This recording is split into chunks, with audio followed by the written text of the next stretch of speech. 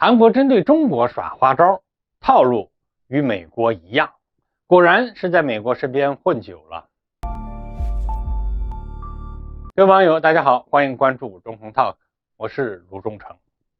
自从尹锡悦上台之后三番两次挑衅我们中国，最近呢再次对我们中国耍起了花招。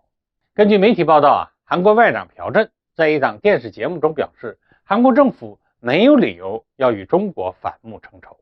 也不愿意看到这种情况发生，所以韩国会继续加强与中国的战略沟通，增加中韩友谊。韩国外长朴振这一段话乍一看是不是很友好呢？不明就里的人或许就此会相信尹锡悦政府的诡辩，还真以为尹锡悦要与我们中国重修于好了。但事实真的如此吗？我们来看另一则新闻。在韩国外长朴振表态的前一天根据韩联社报道，韩国大韩航空公司宣布将金浦到北京的航班给暂停了。除此之外呢，韩国韩亚航空也宣布将多个前往中国的航班陆续给停飞了。无论是大韩航空还是韩亚航空，都是韩国的大型航空公司，要说他们自己有权利擅自暂停韩国飞往中国的航班，恐怕没有人会相信，这背后大概率是有韩国政府的影响存在的。所以说，为什么我开头说尹锡悦政府在耍花招呢？这就是原因。一边高喊着中韩关系要友好，另一边却大规模的暂停中韩航班，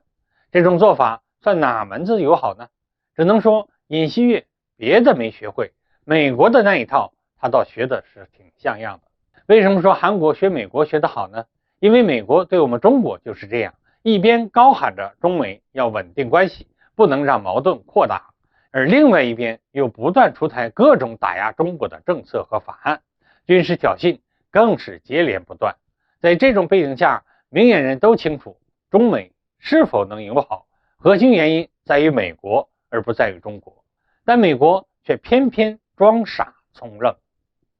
不承认也就罢了，甚至还经常反复渲染炒作，时不时说上两句示好的言论，搞得好像是我们中国不愿意和平相处一样。总的来说好人坏人美国他都做了，只要是我们反击了，那就是我们没有大局观了，就是我们中国的不对了，然后就又开始利用媒体炒作中国多么霸道，我们中国多么具有攻击性，这就是美国的霸权逻辑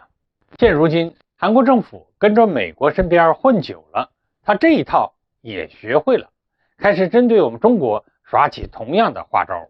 但韩国似乎从来没有想明白一件事，中国拿捏不了美国的体量，还拿捏不了韩国吗？巴掌大点的地方，国民经济也主要依靠我们中国，现在吃着中国的饭，却想砸中国的锅，这简直是要翻天了。基于此我个人觉得，在外交层面上的大政方针可以敷衍韩国，但在民间经济层面上，一旦韩国要真的对我国做出实质性的针对措施，是不是我们就得反击回去呢？要打疼韩国的经济，让他们明白中国不是什么样的阿猫阿狗都敢碰瓷儿的，惹怒了我们中国人，恐怕那是不好办的。好，各位网友，今天的话题我们就聊到这儿，欢迎各位留言评论，我们下期再见。